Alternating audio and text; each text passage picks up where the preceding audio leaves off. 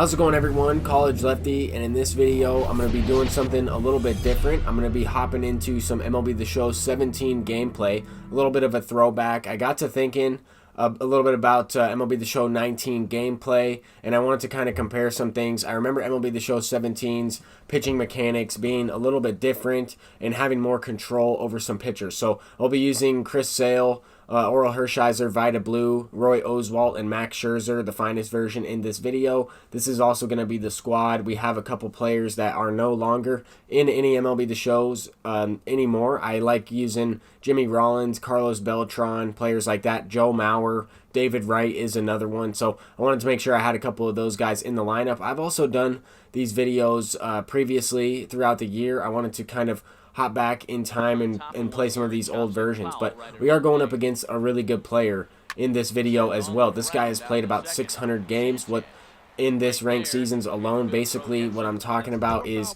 in this year's game, they basically said no rewards will be given out for ranked seasons, so we aren't necessarily playing for anything in World Series. It's called ranked seasons forever, and it's basically you just play games. You can still play this game, I believe, up until MLB The Show 20 or even 21 is released.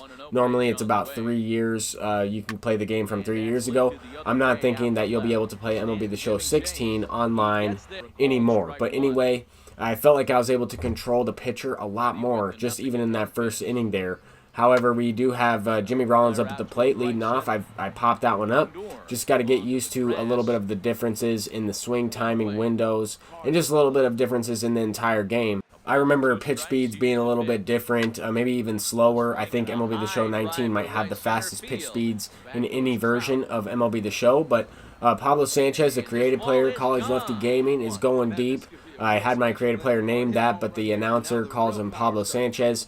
That's kind of where, this is kind of the game where Pablo Sanchez kind of originated. I started naming my creative player that during this game, and that's how that went. But so far, so good. We got one run. We have not given up a hit yet. It's the top of the second inning, facing Mike Trout, and Mike Trout's still very usable. 99 overall live series card. He's probably one of the best hitters in the entire game. I have him on the bench, along with Lou Brock, a couple other guys, George Springer, the postseason version. I just wanted to focus on a couple cards that we no longer have in any MLB The Show. I also wanted to use that finest version of Giancarlo Stanton, simply because I have never tried out the Signature Series, as well as I wanted to use some hitters with lower vision in this game just to try and test some things. But anyway, I felt like I was able to locate. I mean, I was still missing with the feedback. I'm not going to get perfect input every single time, but I wanted to try and focus on throwing pitches all quadrants of the zone. Here we're facing the pitcher. You're not necessarily worried as much to give up a base hit to the pitcher. It's definitely tougher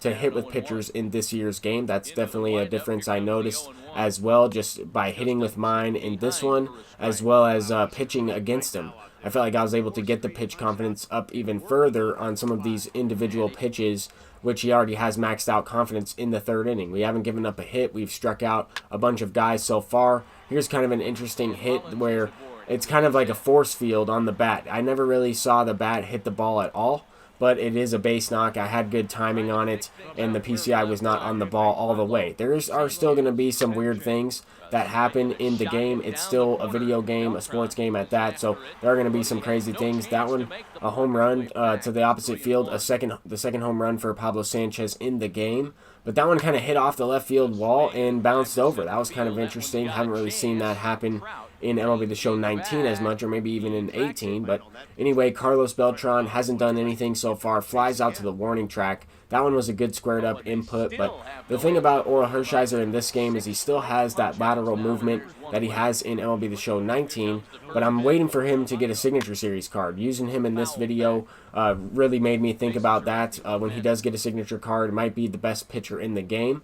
But anyway, I felt like I was able to locate much better, throw to the outer half with good feedback. Obviously, having the maxed out confidence is certainly going to help.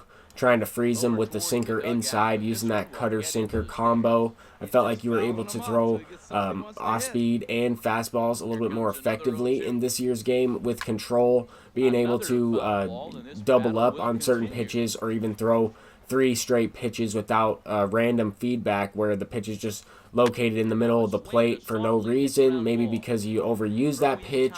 I'm not really sure what causes that, but so far in this game, we have a 3-run lead against a good player. You can definitely tell that this guy is a good player. He's putting the ball in play. He's having some good at-bats. I was able to keep him off balance, though, up until this point. 59 pitches thrown from Hershiser. He was taking some pitches. He wasn't swinging at everything, but there is his first hit. I wanted to kind of focus on the pitching aspect in this video simply because I'm not able to as much in 19. I try and include the highlights, and most of the time I'm giving up home runs, I'm giving up moonshots, and I'm throwing pitches where I have no idea where they're going.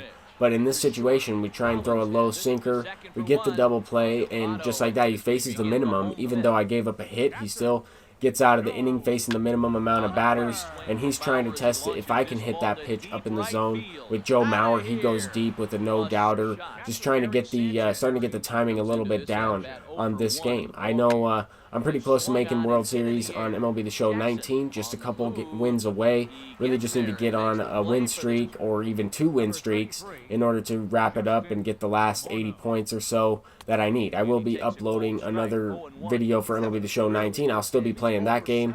Don't get me wrong, I just wanted to kind of go back and play a throwback video for you all and do something a little bit different. But top of the 6th inning, he brought in Justin Morneau. So this is a card that's no longer in the game. He's retired, and we don't have Justin Morneau or a flashback version of this card. This is a card that would always hit a home run against me. I was waiting for it. I was waiting to lose the shutout. And you can tell some of these at-bats, you were still able to foul off some pitches. He was hitting some pitches below the zone. I noticed a lot of similarities and a lot of things that we still see in MLB The Show 19 even. But wanted to kind of focus on mainly just the pitching aspect because that's the main difference that I noticed. But I went to Lou Brock off the bench as a pinch hitter. I wanted to go ahead and take out Giancarlo Stanton simply because I lined out with him, didn't really do anything with him in this game, and Lou Brock is an absolute glitch in MLB The Show 17. This card was amazing. He didn't really hit lefties that great, but against righties, he was incredible and my go-to pinch hitter. I really didn't have the greatest cards. I mean, I have a lot of 99 players, but I don't have that much of a variety to go to in this game simply because I started this game up a little bit later on in the season. I didn't really play too many months of this gameplay, but we get something going here. This is the craziest thing I've seen in a while in MLB The Show. Off the top of Mike Trout's head, hits him in the face, he throws the ball in, and he will have to be taken out. He has a he doesn't have a concussion, but he did take a nasty shot to the head on the previous play. He'll have to be removed from the game. So something that we don't really see too much in this year's MLB, where position players get hurt. I have had Fergie Jenkins get drilled in the head in MLB The Show 19, and he was injured. But I haven't really seen position players get hurt as much as we saw in this year's game. Another thing to keep in mind is variable umpires. We didn't really see too much of this, but the opponent definitely threw some strikes that were called balls simply because they didn't have perfect umpires in this game mode. But he brought in the Felipe Rivero card, that's what his name was, and I'm glad that they took this card out in MLB The Show 19. I'm glad that they replaced it with Pirates Team Affinity Garrett Cole rather than using this dude. I don't even want to say his name, but I am trying to light him up in this game. Even though it is MLB The Show 17, anytime I face this card or anytime I ever see this card, I really want to light him up and try and win the game here. So we have 2 down in the inning, so it's unlikely, but trying to get a 2-out rally. We have Lou Brock up at the plate again. I'm not going to take him out simply because I hit a home run in the first at-bat. I could not wait on that one just long enough, have an early swing, foul it off, but that's kind of what we see in MLB The Show 19 as well. We see a lot of early swings fouled off, just late fouled off,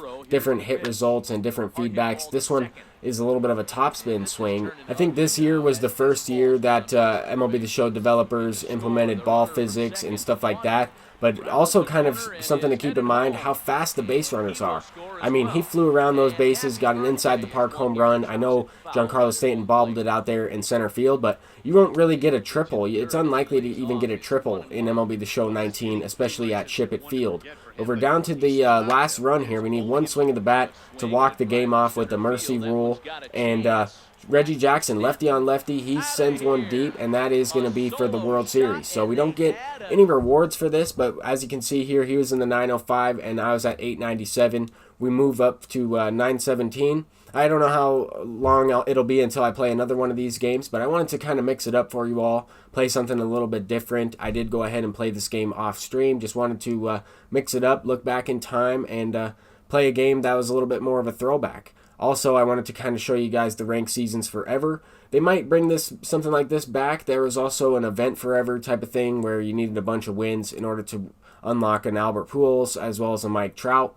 But this is kind of what it was. Compete with your best squad, climb the leaderboards, and you didn't get any rewards for this. The season infinity does not end until you're no longer to play this game online with the online servers. But thank you all for watching. That's going to do it for this video. I liked using these throwback cards, and I'll probably do this again, maybe one more time throughout the year. But anyway, peace out and have a great day.